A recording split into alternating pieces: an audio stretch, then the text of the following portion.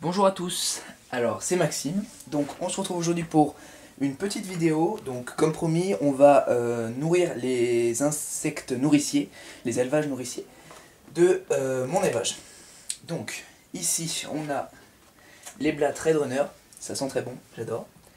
Donc je les nourris, pour ceux qui se demandent, avec des pastilles pour poissons, je sais pas si vous voyez bien, toutes simples.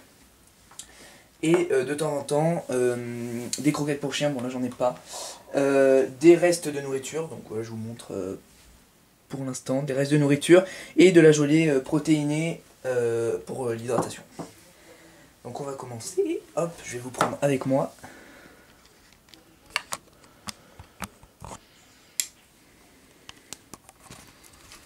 Hop là.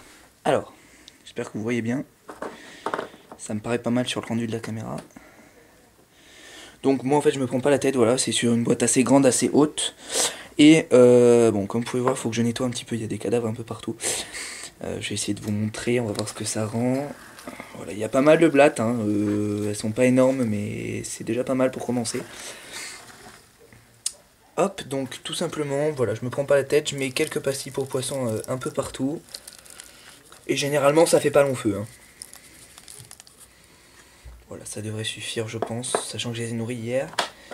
On va, hop, je vous prends un petit peu mieux, parce que là, voilà. Ensuite, on va passer donc à la gelée pour les protéines et la viande. Hop. Donc la viande, ouais, je vais la mettre par là aussi, histoire de ne pas salir le bac. Donc c'est la même gelée protéinée que je mets pour les fourmis aussi. Je vous ferai une vidéo plus tard là-dessus. Je l'ai acheté à Lelanne, pour ceux qui connaissent la région bordelaise, sinon vous en trouvez je pense dans toutes les animaleries. Et à l'occasion je vous ferai un petit tuto pour comment la faire, mais pour l'instant je la fais pas moi-même, donc voilà. Voilà les blattes, on va essayer de vous faire une petite vue d'ensemble. Hop. Voilà, comme vous pouvez voir il fait très très beau hein. Chez moi, c'est yes, j'adore. Ok, donc maintenant que les blattes c'est fini, je vais vous reposer. Tout simplement. Et on va passer au verre de farine. Hop, je pose ça là. Et les verres de farine. Alors, c'est dans une plus petite boîte. Un peu plus petite boîte, vu que ça grimpe pas. Et il n'y a pas de risque que ça grimpe de toute façon. Donc, pour les pastilles pour poisson, je ne leur en donne pas. Je vais vous faire un petit zoom. Enfin, une petite vue d'ensemble. Voilà. Donc, ça se présente comme ça. J'ai fait pas tubstra en fait, c'est directement sur le plastique avec des biscottes concassées, si je peux dire. Voilà, avec des petites boîtes d'œufs de temps à autre. Et donc je mets des biscottes ou du pain dur, c'est vous qui choisissez, ça c'est vous qui voyez. Et des carottes, ouais, petites carottes, tout simplement, que je casse de temps en temps. Je vais vous montrer ça tout de suite. Bon, ça ne veut pas se casser forcément. Hop là. Et que je laisse tout simplement de temps en temps, un peu partout. Pour vous donner une idée, je leur ai donné hier, cette nuit c'était déjà mangé. Donc je sais pas si c'est les élevages qui font ça, qui ne nourrissent pas comme ça, mais bon, ils avaient faim. Je vais vous reprendre, histoire de vous faire une petite vue d'ensemble. Donc voilà pour les verres de farine. Voilà. Excusez-moi pour les phobiques, hein, je sais qu'il y en a qui aiment pas trop ça. Mais ça peut intéresser tout le monde, donc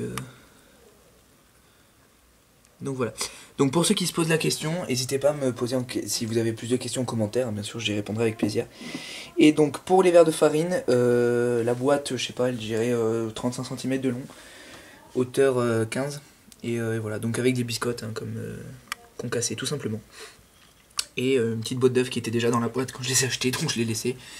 Et je nourris de carottes et alors pas forcément carottes, moi j'ai pris carottes parce que c'est le plus simple, mais vous avez tout ce qui rend pas beaucoup d'eau, parce qu'après dès que c'est humide ils pourrissent et c'est pas forcément très très beau à voir.